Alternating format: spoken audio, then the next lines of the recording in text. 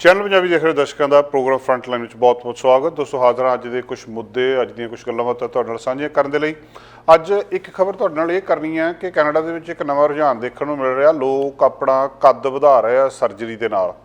Surgery ਕਰਾ ਕੇ 3 inch ਤੱਕ ਕੱਦ ਵਧਾ ਰਹੇ ਆ ਤੇ $1,00,000 ਦੇ ਨੇੜੇ ਖਰਚਾ ਆ ਰਿਹਾ। ਇਹ ਕੀ ਮਾਮਲਾ, ਕਿਹੜੀ ਨਵੀਂ ਸਰਜਰੀ ਹੈ, ਇਹ ਗੱਲਬਾਤ ਸਾਂਝੀ ਕਰਾਂਗੇ। एक होर रिपोर्ट आई है जी दसदी है कि ओवरडोज के नाल नशा करने वाले जिन्ने लोगों की मौत होंदी है ਉਹਦੇ ਵਿੱਚ ਜਿਹੜੇ ਸਮੋਕ ਕਰਨ ਵਾਲੇ ने सिगरट ਜਾਂ ਦੂਜੀ ਵੇਪ ਜਾਂ ਕੁਛ ਉਹਨਾਂ ਦੀ ਗਿਣਤੀ ਸਭ ਤੋਂ ਜ਼ਿਆਦਾ ਵੱਡੀ ਹੈ। ਸ਼ਰਾਬ नहीं मिल रही। ब्रिटिश कोलंबिया ਦੇ ਵਿੱਚ ਸਪਲਾਈ ਗੜਬੜ ਹੋਈ ਪਈ ਹੈ। ਜਦੋਂ ਦੀ ਸਟ੍ਰਾਈਕ ਹੋਈ ਸੀ ਉਸ ਤੋਂ ਬਾਅਦ ਹਜੇ ਤੱਕ ਨਹੀਂ ਠੀਕ ਆਈ। ਘਰਾਂ ਦੇ ਕਿਰਾਏ ਵਧੇ ਨੇ। ਕੱਲ ਵੀ ਆਪਾਂ ਅਪਾਰਟਮੈਂਟ ਦੇ ਕਿਰਾਇਆਂ ਬਾਰੇ ਗੱਲ ਕੀਤੀ ਸੀ, ਅੱਜ ਫੇਰ ਗੱਲ ਕਰਨੀ ਹੈ ਕੀ ਘਰਾਂ ਦੇ ਕਿਰਾਇਆਂ ਬਾਰੇ ਨਵੀਂ ਅਪਡੇਟ ਆ। ਬੱਚਿਆਂ ਦੀ ਦਵਾਈ ਜਿਹੜੀ ਬੁਖਾਰ ਤੋਂ ਹੁੰਦੀ ਆ, ਟਾਈਲਨੋਲ ਜਾਂ ਐਡਵਿਲ, ਉਹ ਮਿਲ ਨਹੀਂ ਰਹੀ। ਪੂਰੇ ਕੈਨੇਡਾ ਦੇ ਵਿੱਚ ਇਸ ਵੇਲੇ ਬੱਚਿਆਂ ਦੀ ਬੁਖਾਰ ਦੀ ਦਵਾਈ ਦੀ ਕਮੀ ਆਈ ਪਈ ਹੈ। ਪਾਸਪੋਰਟਾਂ ਦਾ ਮਾਮਲਾ ਵੀ ਡਿਸਕਸ ਕਰਨਾ। ਪਾਸਪੋਰਟ ਗੜਬੜ ਹੋ ਰਹੀ ਹੈ ਕੁਝ ਲੋਕਾਂ ਦੀ। ਕਿਸੇ ਦਾ ਪਾਸਪੋਰਟ ਕਿਸੇ ਦੇ ਚਲਿਆ ਜਾਂਦਾ, ਇੱਕ ਤਾਂ ਮਿਲ ਨਹੀਂ ਰਿਹਾ ਟਾਈਮ ਦੇ ਨਾਲ।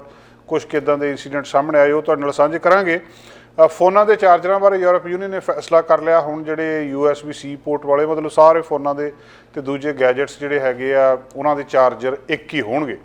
ਹਵਾਈ ਸਫ਼ਰ ਦੌਰਾਨ ਮਾਸਕ ਦੀ ਵਰਤੋਂ ਬਾਰੇ ਚਰਚਾ ਹੋ ਰਹੀ ਹੈ। ਇਹ ਵੀ ਗੱਲਬਾਤ ਤੁਹਾਡੇ ਨਾਲ ਅੱਜ ਕਰਨੀ ਆ।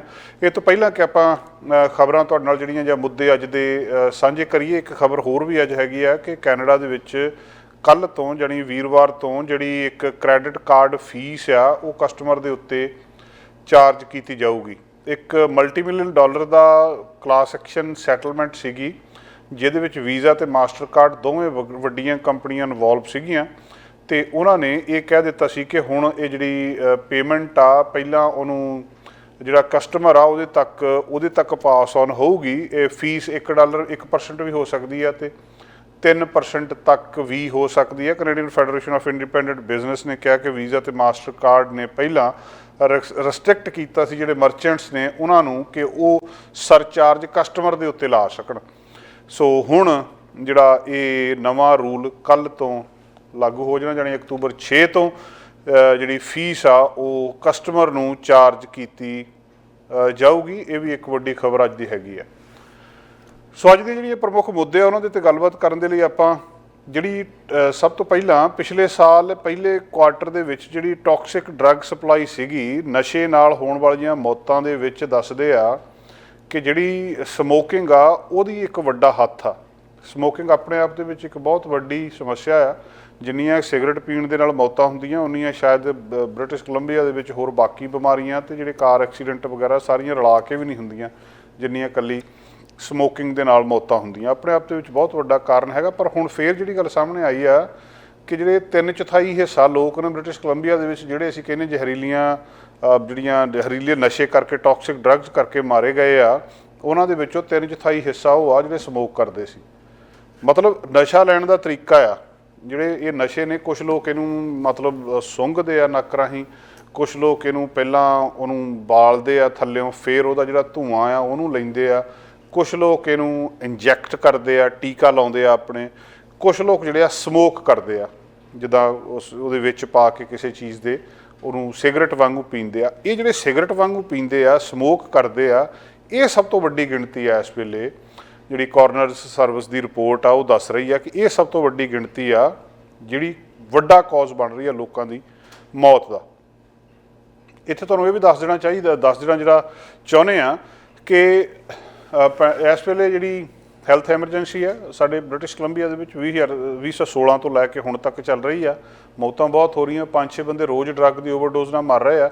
ਇਹ ਜਿਹੜੇ ਕੋਰਨਰਸ ਸਰਵਿਸ ਨੇ ਇਹ ਲਗਾਤਾਰ ਇਹਨੂੰ ਕਰਦੇ ਰਹਿੰਦੇ ਐਨਾਲਾਈਜ਼ ਡਾਟੇ ਨੂੰ, ਤੇ ਹੁਣ ਉਹਨਾਂ ਨੇ ਡਾਟਾ ਐਨਾਲਾਈਜ਼ ਕਰਕੇ ਦੱਸਿਆ ਵੀ ਸਮੋਕ ਕਰਨ ਵਾਲਿਆਂ ਦੀ ਗਿਣਤੀ ਵੱਧ ਰਹੀ ਆ ਤੇ ਉਹ ਵੱਡਾ ਇੱਕ ਕੌਜ਼ ਆਫ ਡੈਥ ਹੈ ਇਸ ਵੇਲੇ ਇਹਨਾਂ ਡਰੱਗ ਯੂਜ਼ਰਸ ਦੇ ਵਿੱਚ ਹੈਗਾ ਆ। ਓਵਰਡੋਜ਼ ਦੇ ਵਿੱਚ 2021 ਦੇ ਜਿਹੜੇ ਅੰਕੜੇ ਆ ਉਹ ਦੱਸ ਰਹੇ ਆ ਕੋਰਨਰਸ ਸਰਵਿਸ ਦੇ ਕਿ ਬਹੁਤ ਵੱਡੀ ਮੈਜੋਰਿਟੀ ਇਸ ਕਿਸਮ ਦੇ ਨਸ਼ਾ ਲੈਣ ਵਾਲੇ ਉਹ ਜਿਹੜੇ ਪ੍ਰੋਵਿੰਸ ਦੇ ਵਿੱਚ ਹੈਗੇ ਆ ਸਮੋਕ ਦੇ ਨਾਲ ਨਸ਼ਾ ਲੈ ਰਹੇ ਆ ਤੇ 74% ਵੱਧ ਗਿਆ ਨਰਦਰਨ ਇੰਟੀਰੀਅਰ ਰੀਜਨ ਦੇ ਵਿੱਚ ਤੇ 68% ਜਿਹੜੀ ਕੂਟਨੀ ਬਾਉਂਡਰੀ ਦੇ ਏਰੀਏ ਦੇ ਵਿੱਚ। ਜੁਲਾਈ ਦੇ ਵਿੱਚ ਸਿਰਫ 13 ਜਿਹੜੇ ਸੀਗੇ ਮਤਲਬ 42 ਦੇ ਵਿੱਚੋਂ 42 ਜਿਹੜੇ ਮੋਨੀਟਰਡ ਕੰਜ਼ੰਪਸ਼ਨ ਸਾਈਟਸ ਨੇ ਬ੍ਰਿਟਿਸ਼ ਕੋਲੰਬੀਆ ਦੇ ਵਿੱਚ, ਉਹਨਾਂ ਦੇ ਵਿੱਚੋਂ ਸਿਰਫ 13 ਦੇ ਉੱਤੇ ਸਹੂਲਤ ਸੀ ਕਿ ਤੁਸੀਂ ਇੱਥੇ ਸਮੋਕ ਕਰ ਸਕਦੇ ਆ। ਤੇ ਬੇਸਿਕਲੀ ਔਰ ਉਹ ਜਿਹੜੀਆਂ ਜਿੱਥੇ ਸਮੋਕ ਕਰਨ ਦੀ ਆਪਸ਼ਨ ਹੈਗੀ ਵੀ ਆ ਉਹ ਬਹੁਤੀਆਂ ਸਾਊਥ ਕੋਸਟ ਦੇ ਉੱਤੇ ਤੇ ਵੈਨਕੂਵਰ ਆਈਲੈਂਡ ਦੇ ਉੱਤੇ ਆ। ਜਿਹੜੇ ਉੱਧਰਲੇ ਪਾਸੇ ਐਬਸਫੋਰਡ ਵਾਲੇ ਜਾਂ ਨਾਰਥ ਕੈਂਪਬੈਲ ਰਿਵਰ ਵਾਲੇ ਪਾਸੇ ਉੱਧਰ ਕੋਈ ਵੀ ਨਹੀਂ ਆ। ਮਤਲਬ ਕੀ ਆ, ਸਰਕਾਰ ਨੇ ਕੋਈ ਸਾਈਟਸ ਬਣਾਈਆਂ ਆ ਵੀ ਆਹ ਥਾਂ ਹੈਗੀ ਆ, ਜੇ ਕਿਸੇ ਨੇ ਟੀਕਾ ਲਾਉਣਾ, ਨਸ਼ਾ ਕਰਨਾ, ਇੱਥੇ ਆ ਕੇ ਕਰੋ। ਇੱਥੇ ਤੁਸੀਂ ਜੇ ਨਸ਼ਾ ਕਰੋਗੇ ਤਾਂ ਤੁਹਾਨੂੰ ਜੇਕਰ ਵਾਧ ਘਾਟ ਹੋ ਜਾਂਦੀ ਹੈ ਤੇ ਚੱਕ ਕੇ ਉਹ ਕਹਿੰਦੇ ਅਸੀਂ ਲੈ ਜਾਵਾਂਗੇ ਹਸਪਤਾਲ ਤੇ ਤੁਹਾਡਾ ਇਲਾਜ ਕਰਾ ਦਾਂਗੇ।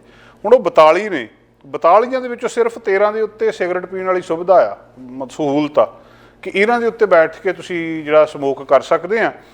ਤੇ ਇਹਨੂੰ ਹੁਣ ਜਿਹੜੀ ਇੱਕ ਇਹਦੇ ਸੰਬੰਧੀ ਫਿਰ ਉਹ ਵੀ ਜਿਹੜੀਆਂ ਹੈਗੀਆਂ ਸਿਰਫ ਵੈਨਕੂਵਰ ਆਈਲੈਂਡ ਤੇ ਇੱਧਰਲੇ ਨੇੜੇ ਤੇੜੇ ਆ, ਉੱਧਰਲੇ ਪਾਸੇ ਐਬਸਫੋਰਡ ਵਾਸਤੇ ਕੋਈ ਵੀ ਨਹੀਂ ਆ। ਤੇ ਉਹ ਇੱਕ ਵੱਡਾ ਕਾਰਨ ਬਣ ਰਿਹਾ ਇਹਨਾਂ ਦੀ ਮੌਤ ਦਾ ਔਰ ਇੱਕ ਬਹੁਤ ਵੱਡਾ ਦੁਖਾਂਤ ਆ। ਜੀ ਡਰੱਗ ਪਾਲਿਸੀ ਆ ਇਹਦੇ ਉੱਤੇ ਜਦੋਂ ਉਹ ਐਮਰਜੈਂਸੀ ਰਿਸਪੌਂਡ ਉਹਨਾਂ ਨੇ ਕਰਨਾ ਹੁੰਦਾ ਤਾਂ ਕਿ ਉਹਨੂੰ ਬਚਾਇਆ ਜਾ ਸਕੇ ਤੇ ਉਹਨੂੰ ਮੋਨੀਟਰ ਕਰਨਾ ਹੁੰਦਾ ਕਿ ਇੱਥੇ ਘੱਟੋ ਘੱਟ ਜਿਹੜੀ ਓਵਰਡੋਜ਼ ਦੇ ਨਾਲ ਮੌਤ ਕੋਈ ਨਾ ਹੋਵੇ।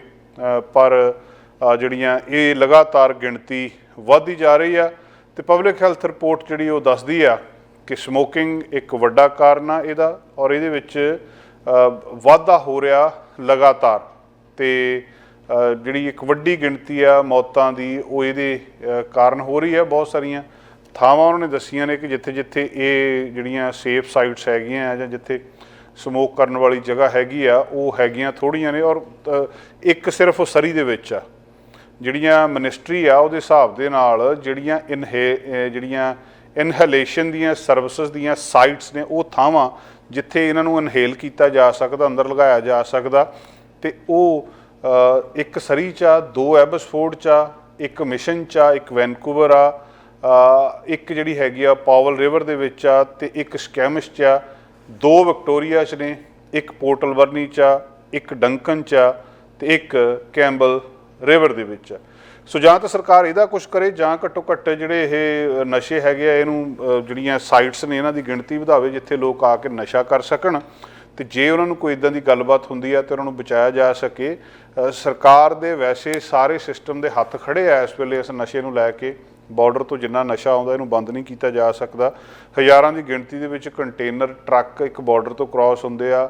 ਕੋਈ ਤਰੀਕਾ ਹੀ ਹੈ ਨਹੀਂ ਕਿ ਇਹਨਾਂ ਸਾਰੇ ਟਰੱਕਾਂ ਨੂੰ ਸਕੈਨ ਕੀਤਾ ਜਾ ਸਕੇ।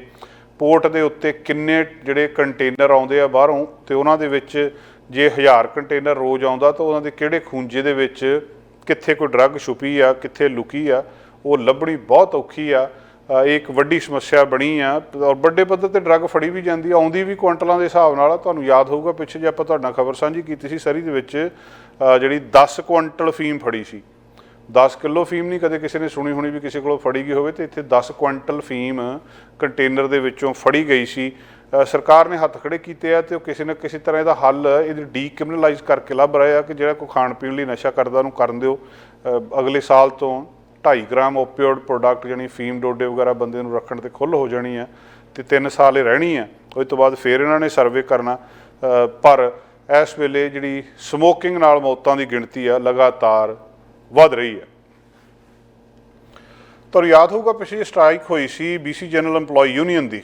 BCGEU ਦੀ ਸਟ੍ਰਾਈਕ ਦੇ ਨਾਲ ਬਹੁਤ ਕੁਝ ਹਿੱਲ ਗਿਆ ਸੀ। ਮਹੀਨੇ ਤੋਂ ਜ਼ਿਆਦਾ ਸਮਾਂ ਹੋ ਚੁੱਕਾ ਹੈ ਸਟ੍ਰਾਈਕ ਨੂੰ। ਫਿਰ ਉਹਨਾਂ ਦੀ ਗੱਲਬਾਤ ਹੋ ਗਈ ਸੀ, ਨੈਗੋਸ਼ੀਏਸ਼ਨ ਹੋ ਗਈ ਸੀ ਤੇ ਉਹ ਇੱਕ ਮਤਲਬ ਥਾਂ ਦੇ ਉੱਤੇ ਪਹੁੰਚ ਗਿਆ ਸੀ ਸਰਕਾਰ ਦੇ ਨਾਲ ਤੇ ਜਿੱਥੇ ਫਿਰ ਇਹ ਸਟ੍ਰਾਈਕ ਉਹਨਾਂ ਨੇ ਬੰਦ ਕਰ ਦਿੱਤੀ ਸੀ। ਬਹੁਤ ਸਾਰੇ ਏਰੀਆਜ਼ ਦੇ ਉੱਤੇ ਇਹਦਾ ਅਸਰ ਪਿਆ ਸੀ ਜਿਨ੍ਹਾਂ ਦੇ ਵਿੱਚੋਂ ਇੱਕ ਸਭ ਤੋਂ ਵੱਡਾ ਸੀਗਾ ਲੋਕਲ ਲਿਕਰ ਸਪਲਾਈ ਦੇ ਉੱਤੇ ਵੱਡਾ ਅਸਰ ਪਿਆ ਸੀ। ਜਿਹੜੀ ਲੋਕਲ ਸ਼ਰਾਬ ਪੀਂਦੇ ਆ ਲੋਕ ਜਾਂ ਇਹਦੀ ਜਿਹੜੀ ਸਪਲਾਈ ਚੇਨ ਸੀਗੀ ਇਹ ਸਾਰੀ ਦੀ ਸਾਰੀ ਡਿਸਟਰਬ ਹੋ ਗਈ ਸੀ। ਹੁਣ ਵੀ ਜਿਹੜਾ ਇਹ ਨੋਰਮਲ ਨਹੀਂ ਹੋਈ ਹਜੇ ਤੱਕ। ਜਿਹੜੀ ਪੂਰੀ ਇਹ ਹੌਸਪਿਟੈਲਿਟੀ ਇੰਡਸਟਰੀ ਹੈ ਇੱਥੇ ਇਹ ਨਹੀਂ ਹਜੇ ਤੱਕ ਵੀ ਪਤਾ ਲੱਗਿਆ। ਐਗਜ਼ੀਕਿਊਟਿਵ ਡਾਇਰੈਕਟਰ ਜਿਹੜੇ British Columbia alliance of beverage licence ਆ ਉਹ ਇਹ ਗੱਲ ਕਹਿੰਦੇ ਆ ਕਿ ਬਹੁਤ ਫਾਈਨੈਂਸ਼ੀਅਲੀ ਅਸੀਂ ਔਖੇ ਸਮੇਂ ਦੇ ਵਿੱਚੋਂ ਲੰਘ ਰਹੇ ਹਾਂ। ਚਾਹੇ ਉਹ ਰੈਸਟੋਰੈਂਟਸ ਨੇ, ਚਾਹੇ ਬਾਰਸ ਨੇ ਤੇ ਚਾਹੇ ਪਬਸ ਨੇ। 2 ਹਫ਼ਤੇ ਦੀ ਡਿਸਟਰਪਸ਼ਨ ਹੋਈ ਸੀ ਸਪਲਾਈ ਦੇ ਵਿੱਚ ਤੇ ਉਹ ਹਜੇ ਤੱਕ ਵੀ ਪੂਰੀ ਨਹੀਂ ਹੋ ਰਹੀ। ਹਰ ਇੱਕ ਦਿਨ ਜਿਹੜਾ ਇੱਕ ਡਿਸਟ੍ਰੀਬਿਊਸ਼ਨ ਸੈਂਟਰ ਆ ਜਿਹੜੇ ਉਦੋਂ ਬੰਦ ਹੋ ਗਏ ਸੀ ਯੂਨੀਅਨ ਦੀ ਸਟ੍ਰਾਈਕ ਕਰਕੇ, ਜਿੱਥੋਂ ਇਹ ਲਿਕਰ ਜਿੱਥੋਂ ਇਹ ਸ਼ਰਾਬ ਆਉਂਦੀ ਸੀ, ਇੱਕ ਦਿਨ ਬੰਦ ਹੋਣ ਦੇ ਨਾਲ ਆਮ ਤੌਰ ਤੇ 1000 ਬਿਜ਼ਨਸ ਆਰਡਰ ਪ੍ਰੋਡਕਟ ਉੱਥੋਂ ਨਿਕਲਦਾ ਹੁੰਦਾ ਜਿਹੜਾ ਕਿ ਰੁਕ ਗਿਆ। ਹੁਣ ਉਹ ਜਿਹੜਾ 1000 ਇੱਕ ਦਿਨ ਦੇ ਵਿੱਚ ਨਿਕਲਣਾ ਸੀ ਤੇ 2 ਹਫ਼ਤੇ ਜੇਕਰ ਬੰਦ ਰਿਹਾ ਤੇ ਉਹ ਸਾਰੇ ਦਾ ਸਾਰਾ ਬੈਕਲੌਗ ਹੀ ਇੰਨਾ ਪੂਰਾ ਹੋ ਗਿਆ ਕਿ ਹਜੇ ਤੱਕ ਪੂਰਾ ਨਹੀਂ ਹੋ ਰਿਹਾ। ਕਿਸੇ ਨਾ ਕਿਸੇ ਤਰ੍ਹਾਂ ਯਤਨ ਕੀਤੇ ਜਾ ਰਿਹਾ ਕਿ ਉਹਨੂੰ ਹੀ, ਉਸ ਬੈਕਲੌਗ ਨੂੰ ਹੀ ਪੂਰੇ ਦਾ ਪੂਰਾ ਕੱਢਿਆ ਜਾਵੇ। ਅੱਗੇ ਮੰਗ ਫੇਰ ਅੱਗੇ ਖੜੀ ਹੈ ਹੁਣ, ਕਿਉਂਕਿ ਫੈਸਟੀਵਲ ਸੀਜ਼ਨ ਆ। ਅਗਲਾ ਜਿਹੜਾ ਮੰਡੇ ਹੈਗਾ ਥੈਂਕਸਗਿਵਿੰਗ ਆ, ਥੈਂਕਸਗਿਵਿੰਗ ਤੋਂ ਬਾਅਦ ਫਿਰ ਬਾਕੀ ਫੈਸਟੀਵਲਸ ਹੋਣੇ ਆ, ਫਿਰ ਕ੍ਰਿਸਮਸ ਆ, ਫਿਰ ਨਿਊ ਈਅਰ ਆ। ਤੇ ਜਦੋਂ ਪਿਛਲਾ ਗੈਪ ਹੀ ਨਹੀਂ ਪੂਰਾ ਹੋ ਰਿਹਾ ਇਹਦਾ, ਤੇ ਫਿਰ ਅੱਗੇ ਉਹਨਾਂ ਨੇ ਕਿੱਦਾਂ ਸਪਲਾਈ ਦੇਣੀ ਹੈ? ਤੇ ਉਹ ਪਹਿਲਾਂ ਹੀ ਪਹਿਲਾਂ ਪੈਂਡੈਮਿਕ ਦੇ ਵਿੱਚ ਵਿਚਾਰੇ ਇਹਦੇ ਵਿੱਚ ਫਸੇ ਰਹੇ, ਇਸ ਸੰਕਟ ਦੇ ਵਿੱਚ, ਤੇ ਹੁਣ ਇਹਦੇ ਵਿੱਚ ਫਸੇ। ਜਿਹੜੇ ਲਿਕਰ ਡਿਸਟ੍ਰੀਬਿਊਸ਼ਨ ਬ੍ਰਾਂਚ ਆ ਉਹ ਕਹਿੰਦੇ ਅਸੀਂ ਆਪਣਾ ਪੂਰੀ ਕੋਸ਼ਿਸ਼ ਕਰ ਰਹੇ ਹਾਂ ਕਿ ਜੋ ਕੁਛ ਅਸੀਂ ਵੱਧ ਤੋਂ ਵੱਧ ਕਰ ਸਕਦੇ ਹਾਂ ਕਿ ਉਹਨੂੰ ਕਰ ਸਕੀਏ। ਪਰ ਫਿਰ ਵੀ ਜਿਹੜੀ ਸਟ੍ਰਾਈਕ ਸੀਗੀ ਉਹ ਭਾਵੇਂ ਬਾਅਦ ਵਿੱਚ ਸਟ੍ਰਾਈਕ ਹਟ ਗਈ, ਪਰ ਜਿੰਨਾ ਸਮਾਂ ਉਹ ਸਟ੍ਰਾਈਕ ਰਹੀ ਹੈ ਬ੍ਰਿਟਿਸ਼ ਕੋਲੰਬੀਆ ਇੰਪਲਾਈਜ਼ ਯੂਨੀਅਨ ਦੀ, ਉਹ ਜਿਹੜੀ ਆ ਉਹਨੇ ਬਹੁਤ ਜ਼ਿਆਦਾ ਡਿਸਟਰਬੈਂਸ ਕਰ ਦਿੱਤੀ ਆ। ਤੇ ਅਜੇ ਤੱਕ ਵੀ ਉਹ ਪੂਰੀ ਨਹੀਂ ਹੋ ਰਹੀ। ਲੋਕ ਪਰੇਸ਼ਾਨ ਨੇ, ਜਿਨ੍ਹਾਂ ਦਾ ਬਿਜ਼ਨਸ ਆ ਉਹ ਪਰੇਸ਼ਾਨ ਨੇ। ਜਦੋਂ ਉਹਨਾਂ ਦਾ ਸਮਾਨ ਵਿਕਣਾ ਹੈਗਾ, ਜਦੋਂ ਲੋਕਾਂ ਨੇ ਵੱਧ ਤੋਂ ਵੱਧ ਲੈਣਾ, ਤੇ ਉਦੋਂ ਉਹਨਾਂ ਕੋਲੇ ਲਿਕਰ ਹੈ ਨਹੀਂ, ਸਮਾਨ ਹੈ ਨਹੀਂ। ਤੇ ਇਹ ਇੱਕ ਵੱਡੀ ਸਮੱਸਿਆ ਬਣ ਰਹੀ ਆ ਵੀਕਐਂਡ ਦੇ ਉੱਤੇ ਵੀ। ਸੋ ਇੱਕ ਬਹੁਤ ਸੀਰੀਅਸ ਕੰਸਰਨ ਉਹਨਾਂ ਦਾ, ਉਹ ਮੰਗ ਕਰ ਰਹੇ ਵੀ ਕਿਸੇ ਨਾ ਕਿਸੇ ਤਰ੍ਹਾਂ ਇਹਨੂੰ ਪੂਰਾ ਕੀਤਾ ਜਾਵੇ ਤੇ ਜਿਹੜਾ ਸਾਨੂੰ ਨੁਕਸਾਨ ਹੋ ਰਿਹਾ ਉਹਨੂੰ ਪੂਰਾ ਕੀਤਾ ਜਾਵੇ। ਲੋਕਾਂ ਦੀ ਮੰਗ ਆ। BCGEU ਦੀ ਸਟ੍ਰਾਈਕ ਜਿਹੜੀ ਸੀਗੀ ਉਹ ਖਤਮ ਹੋ ਗਈ ਸੀ, ਉਹਨਾਂ ਦਾ ਇੱਕ ਐਗਰੀਮੈਂਟ ਹੋ ਗਿਆ ਸੀ।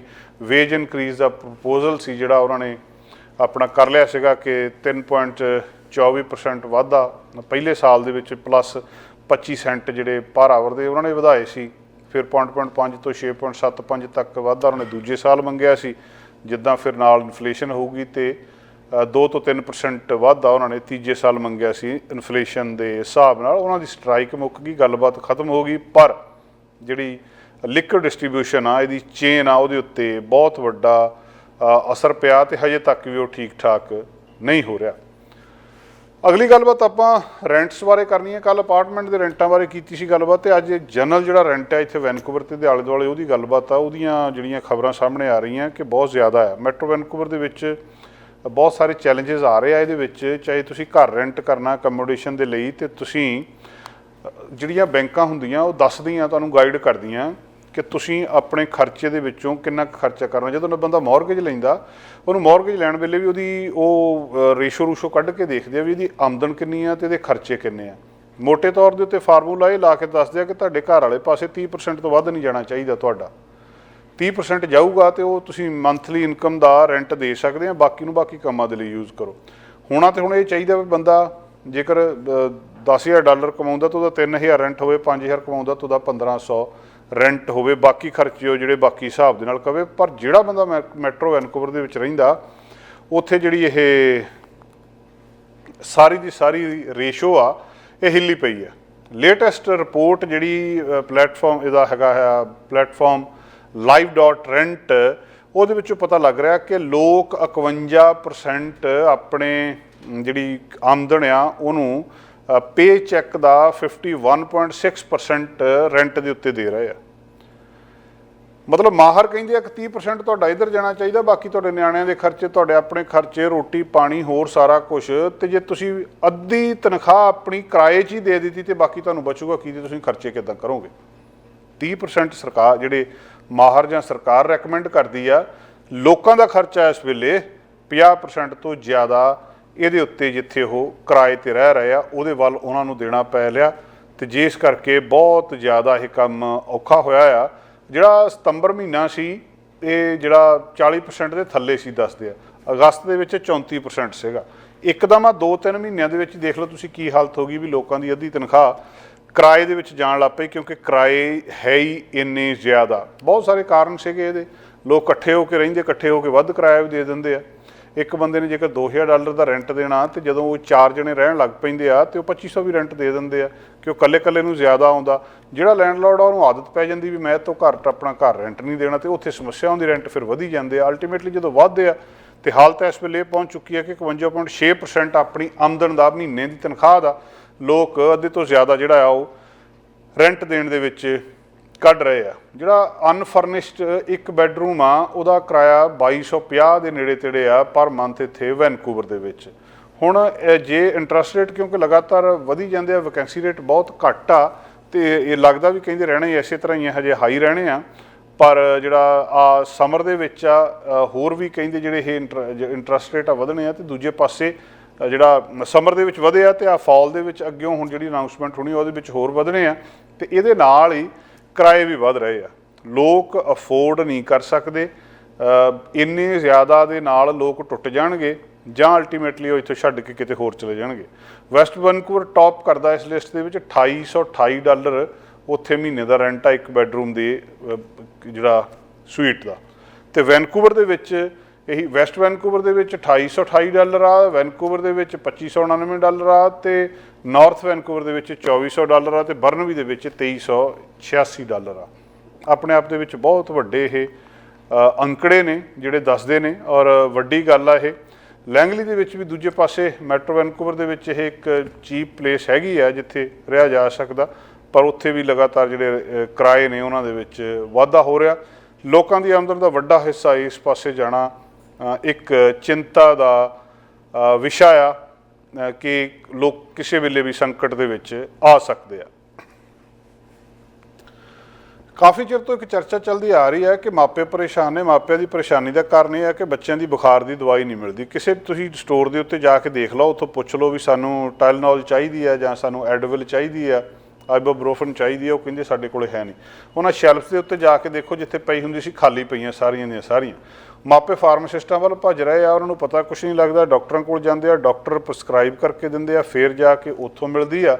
ਜਿਹੜੇ ਫਾਰਮਾਸਿਸਟ ਨੇ ਜਾਂ ਇਹ ਸਟੋਰ ਵਾਲੇ ਨੇ ਉਹ ਦੂਜੇ ਫਾਰਮੂਲੇ ਦੱਸੀ ਜਾਂਦੇ ਵੀ ਜਿਹੜੀ ਵੱਡਿਆਂ ਵਾਲੀ ਦਵਾਈ ਆ ਉਹਨੂੰ ਤੋੜ ਕੇ ਕਿਸੇ ਤਰ੍ਹਾਂ ਅਸੀਂ ਕੰਪਾਊਂਡ ਕਰਕੇ ਦੇ ਦਿੰਦੇ ਆ। ਇਹ ਵੀ ਇੱਕ ਤਰੀਕਾ ਚੱਲ ਰਿਹਾ ਕਿਉਂਕਿ ਵੱਡਿਆਂ ਦੀ ਟਾਈਲਨੋਲ ਅਵੇਲੇਬਲ ਹੈਗੀ ਆ। ਹੁਣ ਜਦੋਂ ਕਿਸੇ ਨੂੰ ਬੁਖਾਰ ਚੜ੍ਹ ਜਾਂਦਾ ਤਾਂ ਉਹਨੂੰ ਸਭ ਤੋਂ ਪਹਿਲਾਂ ਆਪਾਂ ਟਾਈਨੋ ਦਿੰਦੇ ਆ। ਉਹ ਬੱਚਿਆਂ ਦੀ ਖਤਮ ਹੋ ਗਈ, ਵੱਡਿਆਂ ਦੀ ਹੈਗੀ ਆ ਤੇ ਉਹਨੂੰ ਕੰਪਾਊਂਡ ਮਤਲਬ ਕਿ ਉਹਦਾ ਕਿਸੇ ਤਰ੍ਹਾਂ ਉਹ ਬਣਾ ਕੇ ਬੱਚਿਆਂ ਦੀ ਉਮਰ ਦੇ ਹਿਸਾਬ ਨਾਲ ਜਿੰਨੀ ਡੋਜ਼ ਚਾਹੀਦੀ ਹੁੰਦੀ ਆ ਉਹ ਤੁਹਾਨੂੰ ਦੇ ਦਿੰਦੇ ਆ। ਹੁਣ ਸਮੱਸਿਆ ਇਹ ਆ ਰਹੀ ਵੀ ਕਈ ਮਾਪੇ ਕਹਿੰਦੇ ਵੀ ਬੱਚੇ ਸਿਰਫ ਆਪਣੇ ਆਪਣੇ ਫਲੇਵਰ ਤੇ ਲੱਗੇ ਹੁੰਦੇ। ਛੋਟਾ ਬੱਚਾ ਰਾਤ ਨੂੰ 2 ਵਜੇ ਉੱਠ ਕੇ ਬੁਖਾਰ ਦੇ ਨਾਲ ਰੋਂਦਾ ਤੇ ਉਹ ਦਵਾਈ ਨਹੀਂ ਲਊਗਾ ਜਿਹੜੀ ਤੁਸੀਂ ਉਹਨੂੰ ਦੇਣਾ ਚਾਹੁੰਦੇ ਹੋ। ਜਿਹੜੀ ਦਵਾਈ ਦੇ ਉੱਤੇ ਉਹ ਲੱਗਾ ਆ, ਬੱਚਿਆਂ ਨੂੰ ਟੇਸਟ ਪਤਾ ਹੁੰਦਾ ਵੀ ਇਹਦਾ ਗ੍ਰੇਪਸ ਦਾ ਟੇਸਟ ਆ, ਔਰੰਜ ਟੇਸਟ ਆ, ਤੇ ਉਹੀ ਟਾਈਲਨੋਲ ਜਿਹੜੀ ਭਾਲਦੇ ਆ ਤਾਂ ਉਹ ਲੈਂਦੇ ਆ।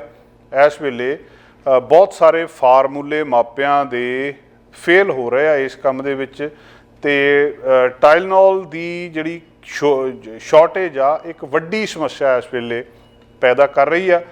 ਕੋਈ ਨਿਆਣਾ ਬਿਮਾਰ ਹੁੰਦਾ ਹੈਗੀ ਹੈ, ਕਹਿੰਦੇ ਕਿਤੇ ਨਾ ਕਿਤੇ ਹੋਰ ਇਹਨਾਂ ਕੋਲ ਆਲਟਰਨੇਟ ਹੈਗੇ ਆ, ਤੁਸੀਂ ਪ੍ਰਸਕ੍ਰਾਈਬ ਕਰ ਸਕਦੇ ਆ ਡਾਕਟਰ। ਜੇ ਤੁਹਾਡੇ ਬੱਚੇ ਨੂੰ ਕੋਈ ਸਮੱਸਿਆ ਹੈ ਡਾਕਟਰ ਲਿਖ ਕੇ ਦੇ ਦਿੰਦੇ ਆ ਤੇ ਜਦੋਂ ਪਰਚੀ ਤੁਸੀਂ ਦਿਓਗੇ ਫਿਰ ਫਾਰਮਾਸਿਸਟ ਦੇ ਕੋਲ ਪਿੱਛੇ ਕੋਈ ਸਟਾਕ ਪਿਆ ਹੁੰਦਾ ਜਿਹਨੂੰ ਉਹ ਬਣਾ ਕੇ ਦੇ ਸਕਦਾ ਹੁੰਦਾ ਕਿ ਹੋ ਸਕਦਾ ਉਹਦੇ ਕੋਲ ਬਹੁਤ ਵੱਡੀ ਦਵਾਈ ਪਈ ਹੋਵੇ, ਹੋ ਸਕਦਾ ਉਹਦੇ ਕੋਲ ਟੈਬਲੇਟਸ ਹੋਣ ਵੱਡਿਆਂ ਦੀਆਂ, ਉਹਨੂੰ ਉਹ ਆਪਣੀ ਗਿਣਤੀ ਮਿਣਤੀ ਦੇ ਹਿਸਾਬ ਨਾਲ ਬਣਾ ਕੇ ਦੇ ਦਿੰਦਾ। ਪਰ ਇਹਦੀ ਜਿਹੜੀ ਉਹ ਕੰਪਾਊਂਡ ਕਰਕੇ ਦਿੰਦੇ ਆ ਉਹਦੀ ਸਮੱਸਿਆ ਇਹ ਹੁੰਦੀ ਕਿ ਬਹੁਤ ਲੰਬਾ ਸਮਾਂ ਨਹੀਂ ਰੱਖੀ ਜਾ ਸਕਦੀ। ਜਿਹੜੀ ਓਵਰ ਦੀ ਕਾਊਂਟਰ ਆਪਾਂ ਨੂੰ ਉਹ ਮਿਲ ਜਾਂਦੀ ਆ ਟਾਈਲਨੋਲ, ਉਹਦੀ ਇਹ ਹੁੰਦੀ ਆ ਵੀ ਲੰਬਾ ਸਮਾਂ ਉਹ ਰਹਿੰਦੀ ਆ, ਪਰ ਉਹ ਹੁਣ ਮਿਲ ਨਹੀਂ ਰਹੀ। ਤਰੀਕੇ ਉਹਦੇ ਅਲੱਗ-ਅਲੱਗ ਦੱਸੇ ਜਾ ਰਹੇ ਆ ਤੇ 6 ਮਹੀਨੇ ਪਹਿਲਾਂ ਹੀ ਸਟੋਰ ਦੀਆਂ ਸ਼ੈਲਫਸ ਜਿਹੜੀਆਂ ਪੈਡਰਾਟਿਕ ਐਸਟਾਮੀਨੋਫਨ ਜਿਹੜੀ ਟਾਈਲਨੋਲ ਦੇ ਵਿੱਚ ਮੋਲੀਕਿਊਲ ਹੁੰਦਾ ਉਹਦਾ ਜਿਹੜਾ ਕੈਮੀਕਲ ਨਾਂ ਆ, ਜਾਂ ਆਈਬੂਪ੍ਰੋਫਨ ਜਿਹੜੇ ਆਮ ਤੌਰ ਦੇ ਉੱਤੇ ਟਾਈਲਨੋਲ ਜਾਂ ਐਡਵਲ ਦੇ ਨਾਂ ਨਾਲ ਅਸੀਂ ਜਾਣਦੇ ਹਾਂ, ਇਹ ਹੌਲੀ-ਹੌਲੀ ਖਤਮ ਹੋਣੀਆਂ ਸ਼ੁਰੂ ਹੋ ਗਈਆਂ ਸੀ ਤੇ ਹੁਣ ਤੱਕ ਵੀ ਇਹਦਾ ਕੋਈ ਹੱਲ ਨਹੀਂ ਨਜ਼ਰ ਆ ਰਿਹਾ। ਰੌਲਾ ਫਿਰ ਸਾਰਿਆਂ ਦਾ ਉਹੀ ਆ ਕਿ ਜੀ ਸਪਲਾਈ ਚੇਨ ਗੜਬੜ ਆ, ਜਿੱਥੇ ਕਿ ਇਹ ਹੋਣੀ ਚਾਹੀਦੀ ਸੀ ਉਸ ਤਰੀਕੇ ਦੇ ਨਾਲ ਨਹੀਂ ਆ। ਬੱਚੇ ਦੇ ਮਾਪੇ ਇਸ ਗੱਲ ਤੋਂ ਬਹੁਤ ਜ਼ਿਆਦਾ ਪਰੇਸ਼ਾਨ ਨੇ। ਕਈ ਲੋਕਾਂ ਨੇ ਟਰਾਈ ਕੀਤੀ ਹੈ ਕਿ ਬ੍ਰਿਟਿਸ਼ ਕੋਲੰਬੀਆ 'ਚ ਹੈ ਨਹੀਂ, ਟੋਰਾਂਟੋ ਤੋਂ ਲੈ ਆਓ, ਟੋਰਾਂਟੋ 'ਚ ਹੈ ਨਹੀਂ, ਸਸਕਾਚਵਿਨ 'ਚੋਂ ਲੈ ਆਓ ਜਾਂ ਇੱਧਰੋਂ ਅਲਬਰਟਾ ਵੱਲ ਚਲੇ ਜਾਓ, ਪਰ ਸਾਰੇ ਹੀ ਇਹ ਹਾਲ ਆ। ਈਵਨ ਬਹੁਤ ਸਾਰੇ ਲੋਕ ਅਮਰੀਕਾ ਵਾਲੇ ਪਾਸੇ ਜਾ ਕੇ ਟਰਾਈ ਕਰਦੇ ਵੀ ਬਾਰਡਰ ਟੱਪ ਕੇ ਦੂਜੇ ਪਾਸੇ ਲੈ ਆਓ ਜਾਂ ਉੱਧਰਲੇ ਇੱਧਰ ਆਉਣ ਨੂੰ ਫਿਰਦੇ ਆ। ਬਿਲਕੁਲ ਉਸੇ ਤਰ੍ਹਾਂ ਜਿਸ ਤਰ੍ਹਾਂ ਬੇਬੀ ਫਾਰਮੂਲੇ ਨਾਲ ਥੋੜ੍ਹਾ ਚਿਰ ਪਹਿਲਾਂ ਹੋਇਆ ਸੀ ਵੀ ਐਬਟ ਕੰਪਨੀ ਦਾ ਇੱਕ ਜਿਹੜੀ ਫੈਕਟਰੀ ਸੀਗੀ ਉਹ ਬੰਦ ਹੋ ਗਈ ਸੀ, ਐਸੇ ਤਰ੍ਹਾਂ ਹੀ ਹੁਣ ਟਾਈਲਨੋਲ ਦੀ ਹੋਈ ਹੈ। ਜਿਹੜਾ ਉਹ ਮੋਲੀਕਿਊਲ ਆ ਪਿੱਛੋਂ ਆ ਰਿਹਾ ਉਹਦੇ ਵਿੱਚ ਕਮੀ ਦੱਸਦੇ ਕਿ ਕਿਤੇ ਨਾ ਕਿਤੇ ਹੈਗੀ ਹੈ, ਸ਼ਾਰਟੇਜ ਆ, ਉਹ ਨਹੀਂ ਪੂਰਾ ਹੋ ਰਿਹਾ। ਜਦੋਂ ਉਹ ਨਹੀਂ ਪੂਰਾ ਹੋ ਰਿਹਾ ਤਾਂ ਫਾਰਮੇਸੀਜ਼ ਇਸ ਵੇਲੇ ਵਿਹਲੀਆਂ ਬੈਠੀਆਂ ਆ ਇਸ ਮਾਮਲੇ ਦੇ ਵਿੱਚ, ਖਾਲੀ ਪਈਆਂ ਸ਼ੈਲਫਸ, ਪਰ ਬੈਕਅਪ ਉਹ ਕਹਿੰਦੇ ਹੈਗਾ ਆ। ਇੰਨੀ ਜ਼ਿਆਦਾ ਘਬਰਾਉਣ ਦੀ ਲੋੜ ਨਹੀਂ ਆ, ਕਿਸੇ ਨਾ ਕਿਸੇ ਤਰ੍ਹਾਂ ਫਾਰਮੂਲਾ ਬਣਾ ਕੇ ਕੰਪਾਊਂਡ ਸੋਲਿਊਸ਼ਨ ਜਿਹੜਾ ਆ ਉਹ ਤੁਹਾਨੂੰ ਦੇ ਸਕਦੇ ਆ ਤੁਹਾਨੂੰ ਉਹਦੇ ਲਈ। ਲੋਕਾਂ ਨੂੰ ਪਰ ਇਹ ਸਮੱਸਿਆ ਆਉਂਦੀ ਆ ਕਿ ਉਹਨਾਂ ਨੂੰ ਡਾਕਟਰ ਦੇ ਕੋਲ ਜਾਣਾ ਪੈਂਦਾ। ਹੁਣ ਇੱਕ ਪਾਸੇ ਟਾਈਲਨੋਲ ਹੈ ਨਹੀਂ ਤੇ ਦੂਜੇ ਪਾਸੇ ਫਲੂ ਦਾ ਸੀਜ਼ਨ ਆ, ਨਿਆਣੇ ਬਿਮਾਰ ਪਏ ਨੇ ਬਹੁਤ ਸਾਰੇ, ਇੱਕਦਮ ਸਕੂਲ ਦੇ ਵਿੱਚ ਵੀ ਗਏ ਆ, ਮਹੀਨਾ ਹੋ ਗਿਆ ਥੋੜ੍ਹਾ ਜਿਹਾ ਪਿਛਲਾ ਮਹੀਨੇ ਜਦੋਂ ਸਕੂਲ ਖੁੱਲ੍ਹੇ ਆ, ਤੇ ਇਹ ਸਾਰੇ ਕੁਛ ਨੇ ਰਲ ਕੇ ਅਸਰ ਇਹ ਪਾਇਆ ਵੀ ਨਿਆਣੇ ਜ਼ਿਆਦਾ ਬਿਮਾਰ ਹੋ ਰਹੇ, ਤੇ ਜਦੋਂ ਇੱਕ ਬਿਮਾਰ ਹੋ ਜਾਂਦਾ ਫਿਰ ਉਹਦੇ ਤੋਂ ਉਹ ਬਾਕੀਆਂ ਨੂੰ ਵੀ ਜਿਹੜਾ ਬਿਮਾਰ ਕਰ ਦਿੰਦਾ। ਸਪਲਾਈ ਚੇਨ ਦਾ ਇਸ਼ੂ ਆ ਇਸ ਵੇਲੇ, ਵੱਡਾ ਇਸ਼ੂ ਆ, ਇਹਨੂੰ ਹੱਲ ਕਰਨ ਦੀ ਮੰਗ ਕੀਤੀ ਜਾ ਰਹੀ ਆ। ਸਾਡੇ ਜਿਹੜੇ ਹੈਲਥ ਮਿਨਿਸਟਰ ਨੇ ਯੂ ਡਕਲਸ, ਉਹਨਾਂ ਨੇ ਕੱਲ੍ਹ ਮੰਗਲਵਾਰ ਨੂੰ ਇਹ ਗੱਲਬਾਤ ਕਹੀ ਸੀ ਕਿ ਅਸੀਂ ਜਿਹੜਾ ਉਹਨਾਂ ਦਾ ਕੰਸਰਨ ਆ ਉਹਨੂੰ ਸਮਝਦੇ ਹਾਂ ਮੈਨੂਫੈਕਚਰ ਦਾ, ਕਿ ਕਿੱਥੇ ਉਹ ਫਸੇ ਪਏ ਆ। ਅਤੇ ਉਹ ਕਹਿੰਦੇ ਵੀ ਪਰ ਸਾਨੂੰ ਉਹਨਾਂ ਨੂੰ ਇਹ ਵੀ ਸਮਝਣ ਦੀ ਲੋੜ ਆ ਕਿ ਇੱਕ ਐਸੈਂਸ਼ੀਅਲ ਮੈਡੀਸਨ ਆ, ਇਹਦੇ ਬਿਨਾਂ ਸਰ ਨਹੀਂ ਸਕਦਾ। ਅਲਬਰਟਾ ਦੇ ਵਿੱਚ ਬਹੁਤ ਸਾਰੇ ਜਿਹੜੇ ਮਾਪੇ ਨੇ ਉਹਨਾਂ ਨੇ ਬੱਚਿਆਂ ਨੂੰ ਇਹ ਪੇਨ ਮੈਡੀਕੇਸ਼ਨ ਦੇ ਲਈ ਉਹਨਾਂ ਨੂੰ ਇੱਧਰ ਉੱਧਰ ਦੇਖਣਾ ਪੈ ਰਿਹਾ। ਫਲੂ ਸੀਜ਼ਨ ਇੱਕਦਮ ਅੱਗੇ ਵੱਧ ਰਿਹਾ। ਇੱਕ ਤਾਂ ਟਾਈਲਨੋਲ ਨਹੀਂ ਮਿਲ ਰਹੀ, ਦੂਜਾ ਵੈਸੇ ਪੈਂਡੈਮਿਕ ਤੋਂ ਬਾਅਦ ਹੁਣ ਬਾਹਰ ਨਿਕਲੇ ਆ ਬੱਚੇ, ਅਤੇ ਤੀਜਾ ਇਸ ਵੇਲੇ ਗਰਮੀ ਬਹੁਤ ਪੈ ਰਹੀ। ਮੰਨ ਲਓ ਆਪਣੇ ਮੈਟਰੋ ਵੈਨਕੂਵਰ ਦੇ ਵਿੱਚ ਜਾਂ ਈਵਨ ਪਰਲੇ ਪਾਸੇ ਬਾਰਡਰ ਦੇ ਸਿਆਟਲ ਵਾਲੇ ਪਾਸੇ ਵੀ ਜਿੰਨੀ ਇਸ ਵੇਲੇ ਠੰਡ ਹੋ ਜਾਂਦੀ ਆ ਉਹਦੇ ਨਾਲੋਂ ਕਿਤੇ ਜ਼ਿਆਦਾ ਗਰਮੀ ਇਸ ਵੇਲੇ ਪੈ ਰਹੀ ਹੈ। ਟੈਂਪਰੇਚਰ ਅਪ ਆ, ਲਗਭਗ ਸਮਰ ਵਾਲੀ ਹਾਲਤ ਬਣੀ ਹੈ। ਲੋਕ ਤੇ ਇਹਨੂੰ ਬੋਨਸ ਕਹਿੰਦੇ ਆ, ਪਰ ਉਹ ਬੋਨਸ ਦੇ ਨਾਲ ਸਮੱਸਿਆਵਾਂ ਵੀ ਸਾਹਮਣੇ ਆ ਰਹੀਆਂ, ਜਿਨ੍ਹਾਂ ਵਿੱਚੋਂ ਇੱਕ ਸਮੱਸਿਆ ਇਹ ਫਲੂ ਆ। ਅਤੇ ਇਹੋ ਜਿਹੀ ਹਾਲਤ ਦੇ ਵਿੱਚ ਟਾਈਲਨੋਲ ਜੇਕਰ ਨਹੀਂ ਮਿਲ ਰਹੀ ਤਾਂ ਮਾਪੇ ਕੁਦਰਤੀ ਤੌਰ 'ਤੇ ਇਹਦੇ ਤੋਂ ਪਰੇਸ਼ਾਨ ਆ। ਕੋਵਿਡ-19 ਨੇ ਕੀ ਕੁਛ ਕੀਤਾ ਔਰ ਕਿੰਨੇ ਕੁਛ ਦੀ ਘਾਟ ਕੀਤੀ ਆ, ਲੋਕਾਂ ਨੂੰ ਸਮਝ ਨਹੀਂ ਆ ਰਿਹਾ। ਲੋਕ ਇਸ ਵੇਲੇ ਡਰੇ ਪਏ ਆ ਕਿ ਇੱਦਾਂ ਲੱਗਦਾ ਜਿੱਦਾਂ ਪੂਰੇ ਦੁਨੀਆ ਦਾ ਸਿਸਟਮ ਜਿਹੜਾ ਟੁੱਟ ਚੁੱਕਾ ਹੋਵੇ।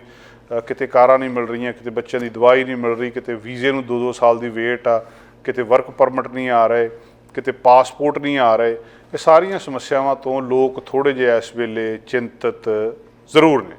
ਅਗਲੀ ਖਬਰ ਕੱਪੜਿਆਂ ਨਾਲ ਸੰਬੰਧਿਤ ਆ। ਕੱਪੜੇ ਲੋਕ ਪਾਉਂਦੇ ਆ, ਪਰ ਇੱਕ ਸਰਵੇ ਦੱਸਦਾ ਹੈ ਕਿ ਲੋਕਾਂ ਕੋਲ ਜਿੰਨੇ ਕੱਪੜੇ ਹੁੰਦੇ ਉਹਦੇ 'ਚ ਬਹੁਤ ਘੱਟ ਪਾਉਂਦੇ। ਆਮ ਤੌਰ 'ਤੇ 20-25% ਤੋਂ ਜ਼ਿਆਦਾ ਕੱਪੜੇ ਪਾਉਂਦੇ ਨਹੀਂ।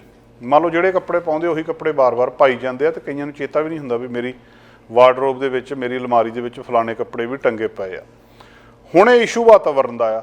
ਜਿੰਨੇ ਕੱਪੜੇ ਤੁਸੀਂ ਪਾਓਗੇ ਉਹਨਾਂ ਨੂੰ ਬਣਾਉਣ ਦੇ ਲਈ, ਸਿੱਟਣ ਦੇ ਲਈ, ਕਰਨ ਦੇ ਲਈ, ਰੀਸਾਈਕਲ ਕਰਨ ਦੇ ਲਈ, ਸਾਰਾ ਕੁਛ ਦੇ ਲਈ ਵਾਤਾਵਰਨ ਦੇ ਵਿੱਚ ਉਹਨਾਂ ਗੈਸਿਸ ਦਾ ਜਾਣਾ ਅਤੇ ਨੁਕਸਾਨ ਇਹਦਾ ਕੁਦਰਤੀ ਤੌਰ ਦੇ ਉੱਤੇ ਹੁੰਦਾ ਆ। ਯੂਨੀਵਰਸਿਟੀ ਆਫ ਅਲਬਰਟਾ ਦੀ ਇੱਕ ਸਟੱਡੀ ਆ ਜਿਹੜੀ ਸੁਜੈਸਟ ਕਰਦੀ ਆ ਕਿ ਤੁਹਾਨੂੰ ਜਿਹੜੀ ਗਾਰਮੈਂਟ ਸਸਟੇਨੇਬਿਲਿਟੀ ਆ ਉਹਦੇ ਵੱਲ ਕੰਟਰੀਬਿਊਟ ਕਰਨਾ ਚਾਹੀਦਾ, ਕਿ ਕੱਪੜੇ ਇੰਨੀ ਕਾਹਲ ਦੇ ਨਾਲ ਨਵੇਂ ਨਹੀਂ ਲੈਣੇ ਹੁੰਦੇ। ਲੋਕਾਂ ਨੇ, ਜਿੱਦਾਂ ਮੈਂ ਪਹਿਲਾਂ ਦੱਸਿਆ, ਆਪਣੀ ਵਾਰਡਰੋਬ ਦਾ 20% ਸਿਰਫ ਯੂਜ਼ ਕਰਦੇ ਆ, ਉਹਦੇ ਬਾਵਜੂਦ ਵੀ 80% ਉੱਦਾਂ ਹੀ ਪਏ ਆ, ਅਤੇ ਬਾਵਜੂਦ ਇਹ ਸਾਰੇ ਕੁਛ ਦੇ ਨਵੇਂ ਕੱਪੜੇ ਖਰੀਦਣ ਫਿਰ ਤੁਰ ਜਾਂਦੇ ਆ। ਪੈਸੇ ਦਾ ਨੁਕਸਾਨ ਤਾਂ ਤੁਹਾਡਾ ਹੈ ਹੀ, ਪਰ ਇਹਦੇ ਨਾਲ ਵਾਤਾਵਰਨ ਦਾ ਨੁਕਸਾਨ ਕਿੰਨਾ ਆ। ਇੱਕ ਕੱਪੜੇ ਨੂੰ ਬਣਾਉਣ ਦੇ ਲਈ ਜੋ ਕੁਛ ਲਾਉਣਾ ਪੈਂਦਾ ਹੈ, ਜੋ ਕੁਛ ਉਹਦੇ ਤੋਂ ਬਾਅਦ ਜਿਹੜਾ ਉਹਨੂੰ ਡਿਸਪੋਜ਼ ਆਫ ਕਰਨ ਦੇ ਲਈ ਕੀਤਾ ਜਾਂਦਾ ਆ, ਜਿਹੜੀ ਇਕੋਲੋਜੀ ਆ ਉਹਨੂੰ ਕਿਸ ਤਰੀਕੇ ਨਾਲ ਇਹ ਸਾਰਾ ਕੁਛ ਡਿਸਟਰਬ ਕਰ ਰਹੇ ਆ। ਹੁਣ ਇਹ ਸਾਰੇ ਕੇਸ ਦੇ ਵਿੱਚ ਜਿਹੜੇ ਮਾਹਰ ਨੇ, ਜਿਹੜੇ ਵਿਗਿਆਨੀ ਨੇ, ਉਹ ਲੋਕਾਂ ਨੂੰ ਕਹਿੰਦੇ ਵੀ ਆਪਣੇ ਘਰਾਂ ਦੇ ਵਿੱਚ ਅਲਮਾਰੀਆਂ ਦੇ ਵਿੱਚ ਹੱਥ ਮਾਰੋ, ਉੱਥੋਂ ਜਿਹੜੇ ਤੁਹਾਡੇ ਉਹ ਕੱਪੜੇ ਜਿਹੜੇ ਤੁਸੀਂ ਬਹੁਤ ਘੱਟ ਪਾਏ ਜਾਂ ਕਦੇ ਨਹੀਂ ਪਾਏ ਉਹਨਾਂ ਨੂੰ ਕੱਢੋ, ਉਹਨਾਂ ਨੂੰ ਵਰਤੋ, ਉਹਨਾਂ ਨੂੰ ਤੁਸੀਂ ਬਦਲਾ ਸਕਦੇ ਆ ਥੋੜ੍ਹਾ ਬਹੁਤਾ। ਟੇਲਰਿੰਗ ਜਿਹੜੀ ਸੀਗੀ ਉਹ ਸਕਿੱਲ ਹੀ ਖਤਮ ਹੋ ਰਹੀ, ਕਿਸੇ ਨੂੰ ਪਤਾ ਹੀ ਨਹੀਂ ਹੁਣ ਟੇਲਰਿੰਗ ਦਾ। ਮਾਹਰ ਕਹਿ ਰਿਹਾ ਕਿ ਉਹਨਾਂ ਕੋਲੋਂ ਈਵਨ ਤੁਸੀਂ ਉਹਨਾਂ ਨੂੰ ਵੀ ਕੁਛ ਨਾ ਕੁਛ ਇਹੋ ਜਿਹਾ ਕਰਵਾ ਕੇ ਉਹਨੂੰ ਹੀ ਨਵੇਂ ਫੈਸ਼ਨ ਦੇ ਬਣਾ ਲਓ, ਅਤੇ ਫਿਰ ਉਹਨਾਂ ਨੂੰ ਵਰਤੋਂ ਕਰੋ, ਤਾਂ ਕਿ ਜਿਹੜਾ ਨਵਾਂ ਉਹਦੀ ਪ੍ਰੋਡਕਸ਼ਨ ਦੇ ਉੱਤੇ ਜਿੰਨਾ ਖਰਚਾ ਆ ਰਿਹਾ ਜਾਂ ਜੋ ਕੁਛ ਹੋ ਰਿਹਾ ਉਹਦੇ ਤੋਂ ਬਚਾਅ ਕੀਤਾ ਜਾ ਸਕੇ। ਕੱਪੜਿਆਂ ਨੂੰ ਜਿਹੜਾ ਇਸ ਤਰੀਕੇ ਦੇ ਨਾਲ ਮਤਲਬ ਭਰੇ ਰਹਿਣਾ ਉੱਥੇ, ਕਿ ਉਹ ਕਹਿੰਦੇ ਵੀ ਘਰ ਜਾਓ ਆਪਣੇ ਦਰਾਜਾਂ ਦੀ ਜਿਹੜੀ ਹੈਗੀ ਆ ਡਰਾਰ ਦੀ, ਉਹ ਦੇਖੋ ਬਾਟਮ, ਅਤੇ ਇਸੇ ਤਰ੍ਹਾਂ ਹੀ ਤੁਹਾਡੀ ਜਿਹੜੀ ਕਲੋਜ਼ਟ ਆ ਉਹਨੂੰ ਦੇਖੋ ਚੰਗੀ ਤਰ੍ਹਾਂ, ਉਹਦੇ ਵਿੱਚੋਂ ਕੱਪੜੇ ਕੱਢੋ। ਜੇ ਨਹੀਂ ਆ ਉਹਨਾਂ ਨੂੰ ਕਹਿੰਦੇ ਕਿਸੇ ਤਰ੍ਹਾਂ ਨਵੇਂ ਤਰੀਕੇ ਨਾਲ ਯੂਜ਼ ਕਰਾ ਲਓ, ਉਹਦਾ ਡਿਜ਼ਾਈਨ ਚੇਂਜ ਕਰਾ ਲਓ, ਕੁਛ ਕਰ ਲਓ, ਪਰ ਕੋਸ਼ਿਸ਼ ਕਰੋ ਵੀ ਨਵਾਂ ਕੱਪੜਾ ਨਾ ਖਰੀਦੋ। ਵਾਤਾਵਰਨ ਦਾ ਬਹੁਤ ਵੱਡਾ ਨੁਕਸਾਨ ਆ। ਕਈ ਜਿਹੜੇ ਰੀਸਾਈਕਲਿੰਗ ਕਰਦੇ ਆ ਲੋਕ, ਈਵਨ ਇੱਥੋਂ ਤੱਕ ਕਹਿੰਦੇ ਆ ਕਿ ਥ੍ਰਿਫਟ ਸਟੋਰ ਤੋਂ ਕੱਪੜਾ ਖਰੀਦੋ। ਥ੍ਰਿਫਟ ਸਟੋਰ ਤੋਂ ਕੱਪੜਾ ਜਿਹੜਾ ਖਰੀਦਣ ਦੇ ਨਾਲ ਤੁਸੀਂ ਬਹੁਤ ਵੱਡੀ ਵਾਤਾਵਰਨ ਦੀ ਭਲਾਈ ਕਰ ਰਹੇ ਹੋਵੋਗੇ। ਦੂਜਾ ਇਹ ਕਹਿੰਦੇ ਆ ਕਿ ਜਿਹੜੀਆਂ ਰੀਸਾਈਕਲ ਕਰੋ, ਰੀਸਾਈਕਲ ਦਾ ਮਤਲਬ ਇਹ ਹੁੰਦਾ, ਅੱਛਾ ਥ੍ਰਿਫਟ ਸਟੋਰ ਦੇ ਵਿੱਚ ਸਾਰੇ ਕੱਪੜੇ ਤਾਂ ਜਾ ਨਹੀਂ ਸਕਦੇ, ਉਹ ਤਾਂ ਇੰਨੇ ਜ਼ਿਆਦਾ ਲੋਕ ਡੋਨੇਟ ਕਰਦੇ ਆ ਕਿ ਜਿਹਦਾ ਅੰਤ ਕੋਈ ਨਹੀਂ।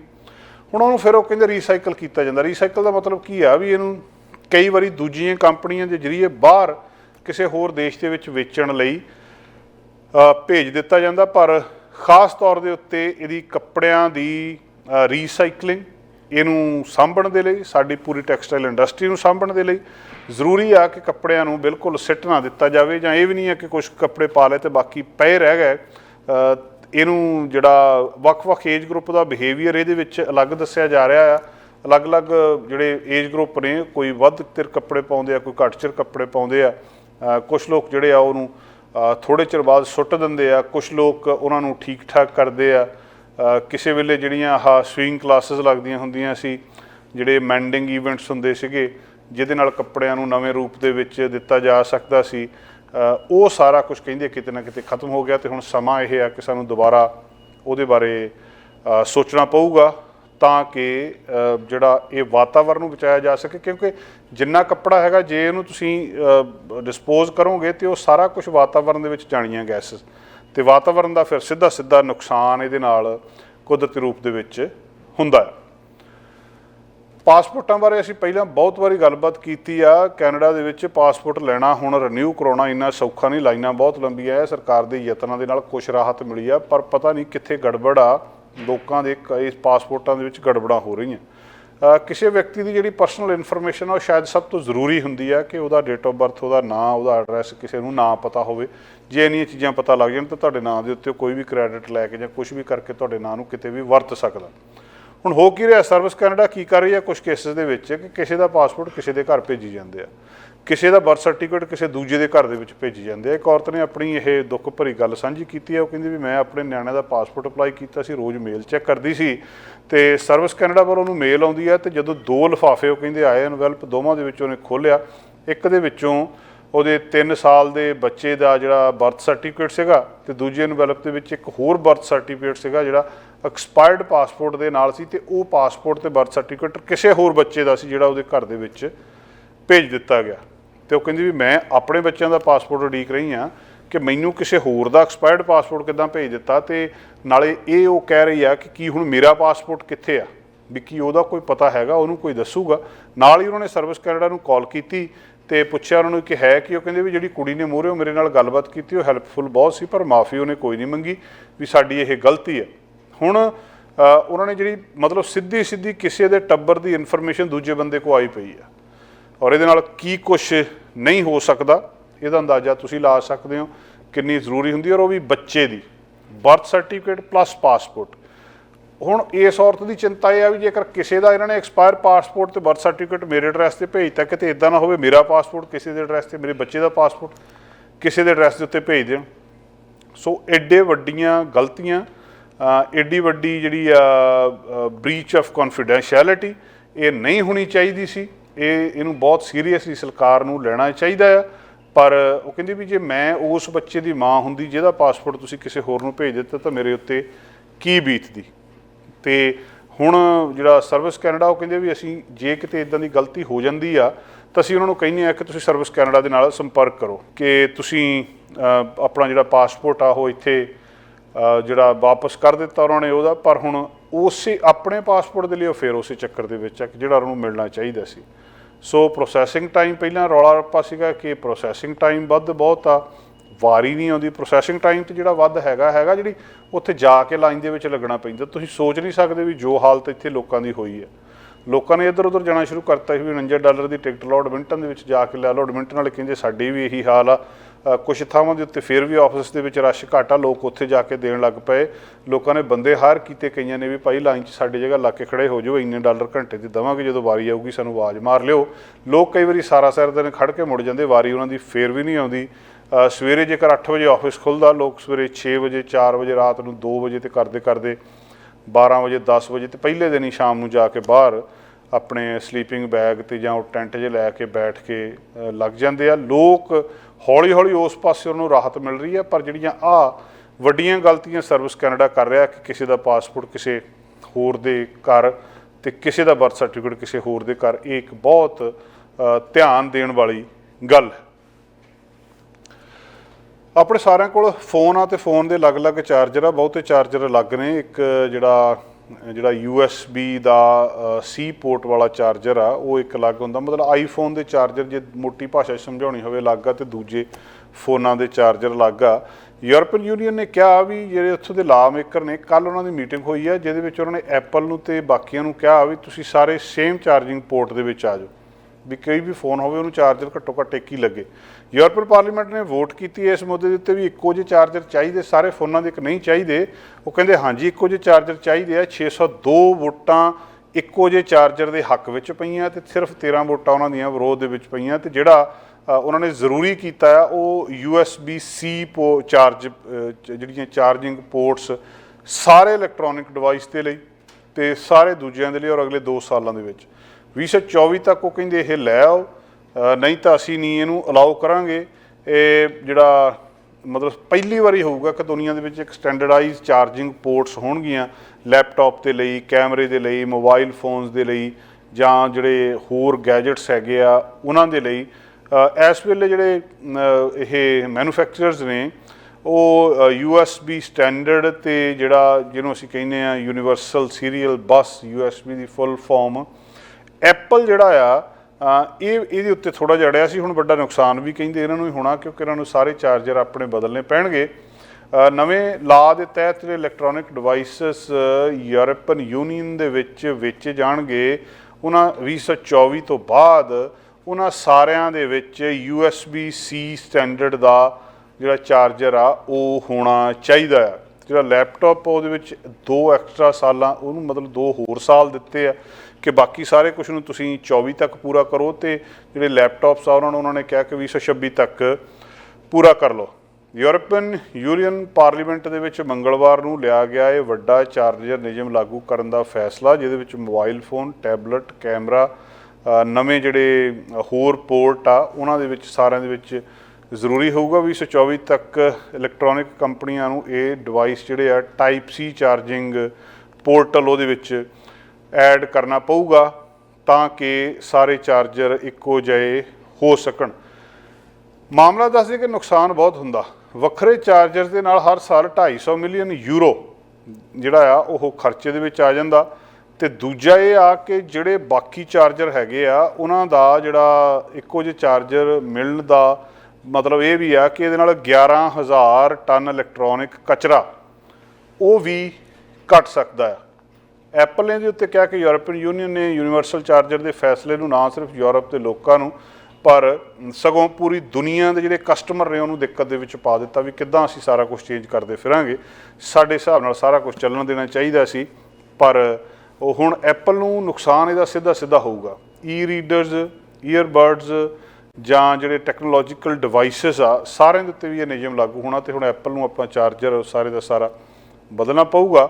ਐਕਸਪਰਟਸ ਇਹ ਮੰਨਦੇ ਆ ਕਿ ਯੂਰਪੀਅਨ ਯੂਨੀਅਨ ਦੇ ਫੈਸਲੇ ਨਾਲ ਐਪਲ ਨੂੰ ਸਭ ਤੋਂ ਜ਼ਿਆਦਾ ਨੁਕਸਾਨ ਹੋਣਾ, ਕਿਉਂਕਿ ਕਿਸੇ ਵੀ ਡਿਵਾਈਸ ਦੇ ਵਿੱਚ ਜਿਹੜੀ Type-C ਕੇਬਲ ਇਸ ਵੇਲੇ ਕੰਮ ਨਹੀਂ ਕਰਦੀ। ਐਕਸਪਰਟਸ ਇਹ ਕਹਿੰਦੇ ਆ ਕਿ ਐਪਲ ਲਾਈਟਨਿੰਗ ਕੇਬਲ ਜਿਹੜੀ ਆ ਉਹਦੇ 'ਚ ਚਾਰਜ ਹੋਣ ਵਾਲੇ ਪੁਰਾਣੇ ਡਿਵਾਈਸ ਦੇ ਵਿੱਚ Type-C ਕਨੈਕਟਰ ਐਡ ਲਾਉਣ ਦੀ ਥਾਂ ਦੇ ਉੱਤੇ Type-C ਕਨੈਕਸ਼ਨ ਵਾਲਾ ਇੱਕ ਡਿਵਾਈਸ ਲਾਂਚ ਕਰ ਸਕਦਾ ਹੈ, ਕਿ ਬਜਾਏ ਇਹਦੇ ਕਿ ਜੋ ਕੁਛ ਹੈਗਾ ਉਹਨੂੰ ਠੀਕ ਠਾਕ ਕਰੇ, ਇੱਕ ਨਵਾਂ ਡਿਵਾਈਸ ਲਾਂਚ ਕੀਤਾ ਜਾ ਸਕਦਾ। ਸੋ ਦੇਖੋ ਇਹਦੇ ਵਿੱਚ ਹੁਣ ਕੀ ਬਣਦਾ। ਯੂਰਪ ਦੇ ਵਿੱਚੋਂ ਇਹ ਗੱਲਬਾਤ ਸਾਹਮਣੇ ਆ ਰਹੀ ਹੈ, ਅਤੇ ਹੋ ਸਕਦਾ ਆਉਣ ਵਾਲੇ ਦਿਨਾਂ ਦੇ ਵਿੱਚ ਜਿਹੜੀ ਆ ਹੋਰ ਥਾਵਾਂ ਦੇ ਹੋਰ ਦੇਸ਼ਾਂ ਦੇ ਵਿੱਚ ਵੀ ਇਹ ਕੁਦਰਤੀ ਤੌਰ ਦੇ ਉੱਤੇ ਲਾਗੂ ਹੋਊਗਾ, ਕਿਉਂਕਿ ਜਿਹੜੀ ਪਿਛਲੇ ਸਾਲ ਨਵੰਬਰ ਦੇ ਵਿੱਚ UN ਦੇ ਵਿੱਚ ਜਿਹੜਾ ਵਾਤਾਵਰਨ ਪਰਿਵਰਤਨ ਸੰਬੰਧੀ ਹੋਇਆ ਸੀ COP26, ਉੱਥੇ ਵੀ ਇਹ ਗੱਲਬਾਤ ਚੱਲੀ ਸੀ, ਅਤੇ ਜਿਹਨੂੰ ਹੁਣ ਲੱਗਦਾ ਆ ਕਿ ਆਉਣ ਵਾਲੇ ਸਮੇਂ ਦੇ ਵਿੱਚ ਹੋਰ ਜ਼ਿਆਦਾ ਸਖਤੀ ਨਾਲ ਲਾਗੂ ਕੀਤਾ ਜਾਊਗਾ, ਅਤੇ ਸਾਰੀ ਦੁਨੀਆ ਦੇ ਕੋਲ ਲੱਗਦਾ ਹੈ ਕਿ ਇੱਕੋ ਜਿਹੇ ਚਾਰਜਰ ਹੋਣਗੇ, ਜਿਹਦੇ ਨਾਲ ਬਹੁਤ ਸਾਰਾ ਪੈਸਾ ਅਤੇ ਜਿਹੜਾ ਬਹੁਤ ਸਾਰਾ ਜਿਹੜਾ ਉਹ ਸੌਖ ਆ ਉਹ ਵੀ ਇਹਦੇ ਨਾਲ ਹੋ ਸਕਦੀ ਹੈ। ਮਾਸਕ ਮੈਂਡੇਟ ਬਾਰੇ ਆਪਾਂ ਜਿਹੜੀ ਗੱਲਬਾਤ ਕਰਨੀ ਹੈ, ਵੈਕਸੀਨ ਰਿਕੁਆਇਰਮੈਂਟ ਬਾਰੇ ਹੁਣ ਆਹ ਪਹਿਲੀ ਤੋਂ ਹਟਾ ਦਿੱਤਾ ਸੀ ਸਾਰਾ ਕੁਛ, ਪਰ ਹੁਣ ਪਹਿਲਾਂ ਇੱਕ ਅਪੀਲ ਹੋਈ ਸੀ ਇਹਦੇ ਖਿਲਾਫ, ਅਤੇ ਹੁਣ ਫਿਰ ਬਹੁਤ ਸਾਰੇ ਲੋਕ ਆ ਜਿਹੜੇ ਉਹ ਅੱਗੇ ਆ ਗਏ ਆ। ਮਾਮਲਾ ਉਹ ਕਹਿੰਦੇ ਆ ਵੀ ਇੱਕ ਪਾਸੇ ਜਾਂ ਤਾਂ ਕਹਿ ਦਿਓ ਕੋਵਿਡ ਖਤਮ ਹੋ ਗਿਆ, ਵੀ ਇਹ ਐਲਾਨ ਕਰ ਦਿਓ ਕਿ ਜਿਹੜੀ ਇਹ ਪੈਂਡੈਮਿਕ ਆ ਇਹ ਓਵਰ ਹੋ ਗਈ ਆ, ਲੰਘ ਗਈ ਆ। ਸਰਕਾਰਾਂ ਕਹਿੰਦੀਆਂ ਕਿ ਪੈਂਡੈਮਿਕ ਓਵਰ ਨਹੀਂ ਹੋਈ, ਅਸੀਂ ਇਹਦੇ ਵਿੱਚੋਂ ਬਾਹਰ ਨਹੀਂ ਲੰਘੇ। ਜੇ ਅਸੀਂ ਇਹਦੇ ਵਿੱਚੋਂ ਬਾਹਰ ਨਹੀਂ ਲੰਘੇ ਤਾਂ ਫਿਰ ਮਾਸਕ ਕਿਉਂ ਹਟਾ ਦਿੱਤੇ? ਇਸ ਗੱਲ ਨੂੰ ਲੈ ਕੇ ਕੁਛ ਲੋਕ ਮੁੱਦਾ ਬਣਾ ਰਹੇ ਆ।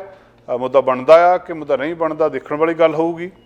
ਜੇ ਟੈਸਟਿੰਗ, ਕੁਆਰੰਟੀਨ, ਆਈਸੋਲੇਸ਼ਨ ਰਿਕੁਆਇਰਮੈਂਟਸ ਜਾਂ ਸਾਰਾ ਕੁਛ ਕੈਨੇਡਾ ਵਿੱਚ ਦਾਖਲ ਹੋਣ ਦੇ ਉੱਤੋਂ ਹਟਾ ਦਿੱਤਾ ਗਿਆ, ਤਾਂ ਕੁਛ ਜਿਹੜੇ ਐਪੀਡੈਮੋਲੋਜੀ ਦੇ ਮਾਹਰ ਨੇ, ਖਾਸ ਕਰ ਇੱਕ ਪ੍ਰੋਫੈਸਰ ਨੇ, ਪ੍ਰੋਫੈਸਰ ਆਫ ਐਪੀਡੈਮੋਲੋਜੀ ਆ ਯੂਨੀਵਰਸਿਟੀ ਆਫ ਸਸਕਾਚਵਿਨ ਦੇ ਵਿੱਚ, ਉਹ ਇਹਦੇ ਬਾਰੇ ਗੱਲਬਾਤ ਕਰਦੇ ਕਹਿ ਰਹੇ ਆ ਕਿ ਰੈਸਟ੍ਰਿਕਸ਼ਨਸ ਜਿਹੜੀਆਂ ਸਾਨੂੰ ਇਸ ਤਰੀਕੇ ਨਾਲ ਲਈਆਂ ਜਿਹੜੇ ਮੈਡੀਕਲ ਪ੍ਰੋਫੈਸ਼ਨਲ ਕੈਨੇਡਾ ਦੇ ਨੇ, ਉਹਨਾਂ ਨੂੰ ਇਹ ਸਾਰੇ ਕੁਛ ਨੂੰ ਜੱਜ ਕਰਨਾ ਚਾਹੀਦਾ। ਅਤੇ ਇੱਕ ਲਾਸਟ ਕੰਟਰੀ ਹੈ ਕੈਨੇਡਾ ਜਿਹਨੇ ਇਹ ਟਰੈਵਲ ਰਿਕੁਆਇਰਮੈਂਟ ਪਿੱਛੇ ਨੂੰ ਹਟਾਈਆਂ। ਦੇਖੋ ਹੁਣ ਇਹਦਾ ਕੀ ਬਣਦਾ, ਪਰ ਪਹਿਲਾਂ ਇਹ ਰੌਲਾ ਪੈ ਰਿਹਾ ਸੀ ਕਿ ਟਰੈਵਲ ਰੈਸਟ੍ਰਿਕਸ਼ਨ ਹਟਾਈਆਂ ਜਾਣ, ਅਤੇ ਹੁਣ ਇਹ ਰੌਲਾ ਪੈ ਰਿਹਾ ਕਿ ਇਹ ਹਟਾਈਆਂ ਨਹੀਂ ਜਾਣੀਆਂ ਚਾਹੀਦੀਆਂ ਸੀ।